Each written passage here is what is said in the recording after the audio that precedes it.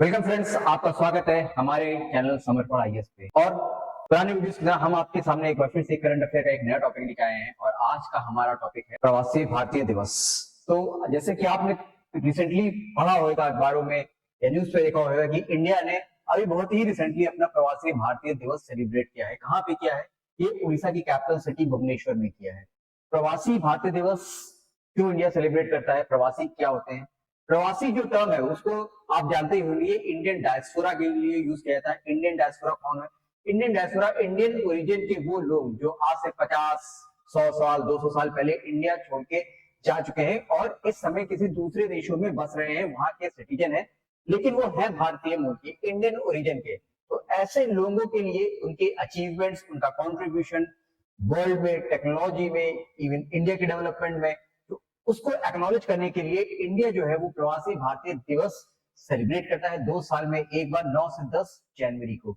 ये डेट की भी अपनी एक बहुत ही अहमियत है क्योंकि यही वो डेट है 9 जनवरी 1915 जब महात्मा गांधी साउथ अफ्रीका से लौट के आए थे और उन्होंने इंडियन नेशनल कांग्रेस की कमान संभाली थी और इंडियन फ्रीडम स्ट्रगल को लीड किया था। तो वो थे ग्रेटेस्ट प्रवासी। तो आइए शुरू करते हैं हम इसी टॉपिक को। आपका स्वागत है हमारे चैनल समर्पण आईएएस पे और इस चैनल पे हम आपके लिए लेके आ रहे हैं आपके यूपीएससी और स्टेट रिसर्च के लिए करंट अफेयर की सीरीज, जो कि आपके इन एग्जाम्स में काफी इंपॉर्टेंट है। हम एक टॉपिक एक वीडियो में कवर करते हैं, उसका कॉम्प्रिहेंसिव कवरेज रहता है ताकि आपके एग्जाम के पॉइंट ऑफ व्यू से वो टॉपिक सही से कवर हो सके और आप उस सिलेक्टेड कोई भी क्वेश्चन को आसानी से सॉल्व कर सके। तो चलिए इसी सीरीज को आगे बढ़ाते हुए और हमारा आज का टॉपिक है प्रवासी भारतीय दिवस। जैसा कि आपको मालूम होगा, प्रवासी भारतीय दिवस आपके पेपर 2 जीएस के पेपर 2 यूपी पीसीएस के पेपर 2 में एक इंपॉर्टेंट टॉपिक है इंडियन डायस्पोरा। तो वो इंडियन डायस्पोरा का जो टॉपिक है यहाँ पे आपका रिलेवेंस है। इंडियन डायस्पोरा से आप डायरेक्टली कनेक्ट कर सकते हैं इस प्रवासी भारतीय दिवस को। और इस वीडियो में हम देखेंगे प्रवासी भारतीय दिवस के बारे में पढ़ेंगे। जो ये वाला एडिशन था 18 प्रवासी भारतीय दिवस, इसकी क्या खास बात थी? पीएम मोदी ने यहाँ पे ओपनिंग एड्रेस दिया है। उन्होंने अपने ओपनिंग एड्रेस में बहुत ही कुछ इंपॉर्टेंट चीज बोली है प्रवासी इंडियन डायस्पोरा के लिए, प्रवासी के लिए। तो वो भी हम देखेंगे। और इस प्रवासी भारतीय दिवस का सिग्निफिकेंस क्या है? प्रवासी भारतीय दिवस जो है ये 2 साल में एक बार सेलिब्रेट किया जाता है। 9 जनवरी, 9 से 10 जनवरी 2 दिन का इवेंट होता है और ये इंडियन डायस्पोरा का जो कंट्रीब्यूशन है, जो उनका योगदान है उनके होमलैंड इंडिया के डेवलपमेंट के लिए, इंडिया के उनका जो कंट्रीब्यूशन है टुवर्ड्स इंडिया, उसको एक्नॉलेज करने के लिए, उसको ऑनर करने के लिए हम इसको सेलिब्रेट करते हैं। इसको 2003 में उस समय के जो तत्कालीन पीएम थे अटल बिहारी वाजपेयी, उन्होंने प्रवासी भारतीय दिवस का फर्स्ट टाइम आयोजन किया था और तब से ये लगातार हम लोग सेलिब्रेट कर रहे हैं। और उन्होंने भी प्रवासी भारतीय दिवस को, जिसको हम शॉर्ट फॉर्म में पीवीडी बोल रहे हैं, इसको उन्होंने इसलिए सेलिब्रेट किया था ताकि जो ओवरसीज इंडियन कम्युनिटी है उसको इंगेज करने के लिए और उनके कॉन्ट्रीब्यूशंस को रिकॉग्नाइज करने के लिए, उनको एक्नॉलेज करने के लिए। इसको सेलिब्रेट कौन करता है? मिनिस्ट्री ऑफ एक्सटर्नल अफेयर्स को सेलिब्रेट करती है। इसका ये बहुत ही फ्लैगशिप इवेंट है। तो इसी वजह से इसमें आपने देखा होगा ये जो अभी जो भुवनेश्वर में प्रवासी भारतीय दिवस सेलिब्रेट किया है उसमें Indian external affairs minister S Jaishankar भी आपको दिखे होंगे क्योंकि ये मिनिस्ट्री ऑफ एक्सटर्नल अफेयर्स का ही इवेंट है। ये 2015 से पहले ये एनुअल इवेंट था, मतलब कि ये 2 साल में एक बार सेलिब्रेट किया जाता, लेकिन बाद में इसको बाइएनियल इवेंट कर दिया गया, मतलब कि ये अब हर 2 साल में एक बार सेलिब्रेट होता है। 2003 में हुआ था, अब 2025 में हुआ, 2027 में होगा। और इसको हम लोग 9 जनवरी को सेलिब्रेट करते हैं, ये मैंने आपको बताया, क्योंकि जो ग्रेटेस्ट प्रवासी महात्मा गांधी थे ये इस दिन लौट के आए थे साउथ अफ्रीका से इंडिया, इंडियन फ्रीडम स्ट्रगल को लीड करने के लिए।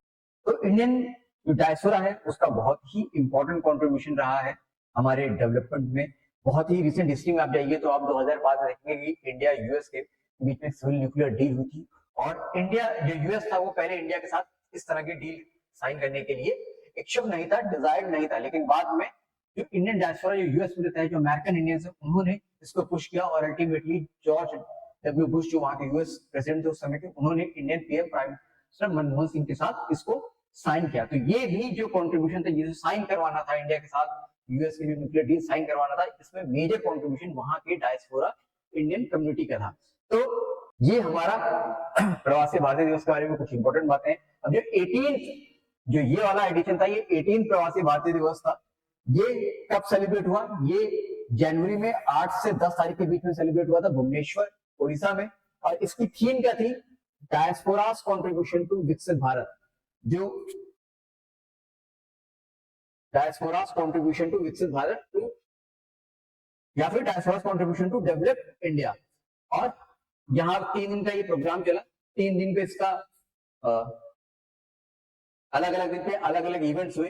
8 जनवरी को यूथ प्रवासी दिवस मनाया गया। यूथ प्रवासी जो दिवस था वो एक प्लेटफॉर्म देता है ओडिशा के प्रवासी यूथ को अपने होमलैंड से, अपने रूट से कनेक्ट करने के लिए। 9 जनवरी को आपका प्रवासी भारतीय दिवस कन्वेंशन, जो कि मेन इवेंट है, उसका इनॉग्रेशन हुआ और उसमें ही प्राइम मिनिस्टर नरेंद्र मोदी ने अपना ओपनिंग एड्रेस दिया। उनका ओपनिंग एड्रेस काफी इंपॉर्टेंट था क्योंकि उन्होंने यहाँ पे काफी कुछ इंपॉर्टेंट बातें बोली। उन्होंने बोला कि इंडियन डायस्पोरा की जो हिस्ट्री है उसको डॉक्यूमेंट करने की जरूरत है। जो पर्सन ऑफ इंडियन ओरिजिन्स जो कि डिफरेंट एराज में डिफरेंट कंट्रीज में गए हैं, उनके जो रिमार्केबल कॉन्ट्रीब्यूशंस है टू द सोसाइटीज जहां पे वो रहे, to the societies they live. और उन्होंने बोला कि इस सबको डॉक्यूमेंट करने की जरूरत है। The history of Indian diaspora across the globe, their journeys to the various countries and their remarkable stories of success form a unique part of Indian heritage।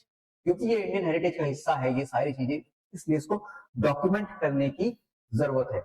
तो इस चीज को उन्होंने एम्फसाइज किया और बोला कि इस चीज को डॉक्यूमेंट करने के लिए, रिकॉर्ड करने की जरूरत है। और उन्होंने एम्फसाइज किया एक पर्टिकुलर टाइप के इंडियन डायस्पोरा ग्रुप को, जिसको हम लोग गिरमिटियाज बोलते हैं या इंडेंचर्ड लेबर। जब स्लेवरी ब्रिटिश ने खत्म की थी, और या फिर अमेरिकन जो वर्ड था वहां पे जब स्लेवरी खत्म हुई थी यूएस सिविल वॉर के बाद, तो वहां पे एक नया सिस्टम आया क्योंकि अब स्लेव से वहां पे काम नहीं कराया जा सकता था। तो एक लेबर्स का सिस्टम आया जिसको हम लोगों ने बोला इंडेंचर्ड लेबर्स, जो नाम ब्रिटिशर्स ने दिया था।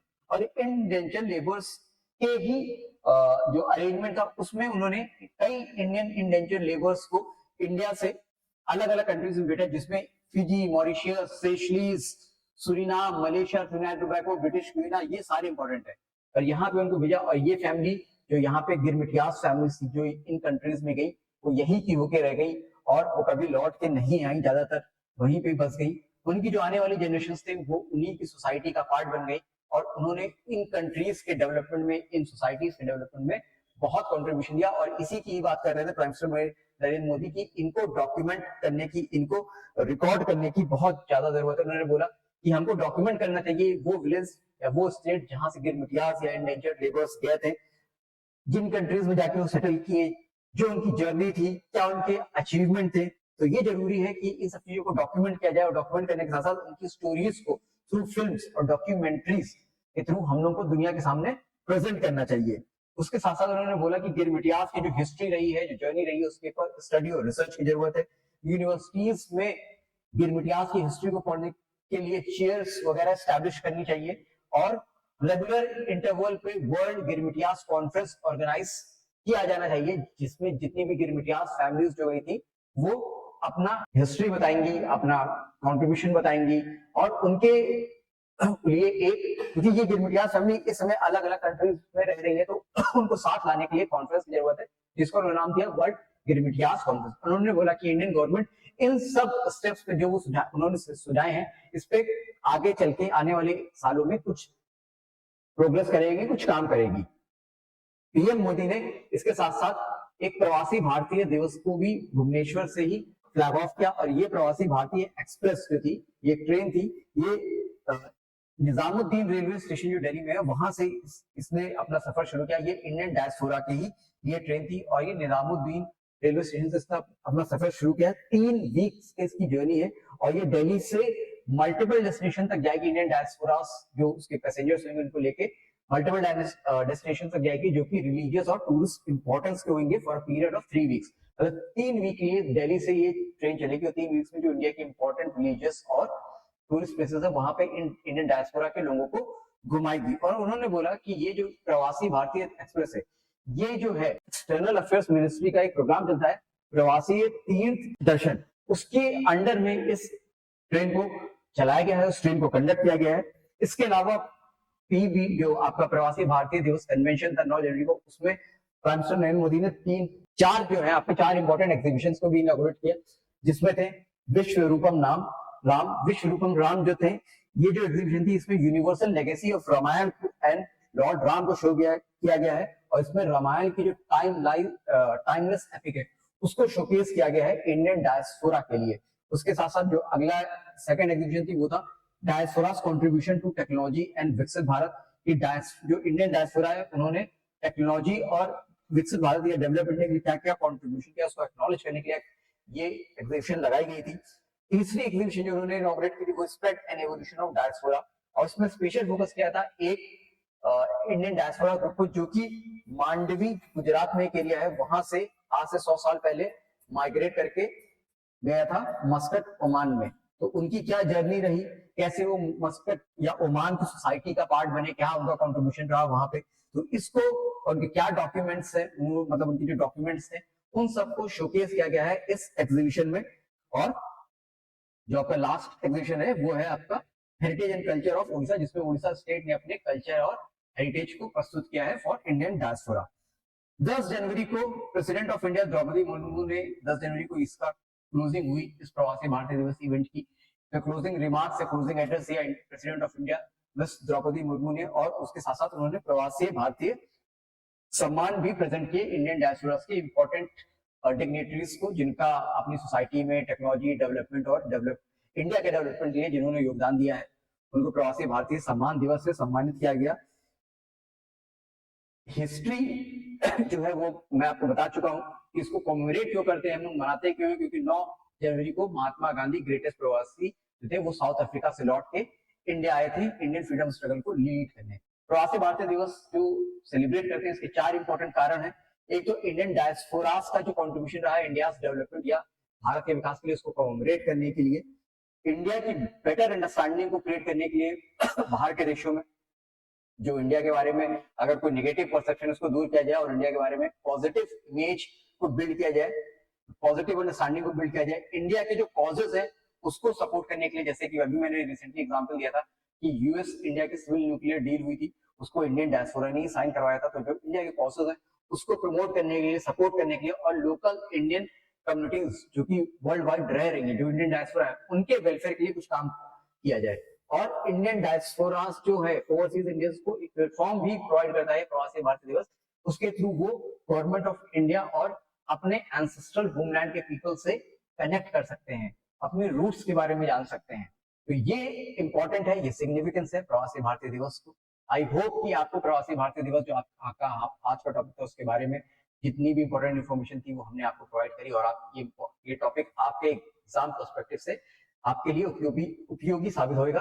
तो अगर आपको हमारा वीडियो पसंद आया हो तो उसको वीडियो को लाइक कीजिए। हमसे लगातार बने रहने के लिए आप हमारे चैनल को सब्सक्राइब कीजिए, समर्पण आईएएस को सब्सक्राइब कीजिए, ताकि कोई भी ऐसा इंपॉर्टेंट टॉपिक आपसे छूटे ना। अगर आप हमसे कनेक्ट करना चाहते हैं तो आप नीचे दिए हुए नंबर पर हमसे कनेक्ट कर सकते हैं, या फिर कमेंट बॉक्स में अपने डाउट्स या अपने जो भी क्वेरी है आपकी वो आप पूछ सकते हैं और हम तक पहुंचा सकते हैं। तो चलिए इसी के साथ मैं आपसे विदा लेता हूं और मिलता हूं नए वीडियो में एक नए इंटरेस्टिंग टॉपिक के साथ।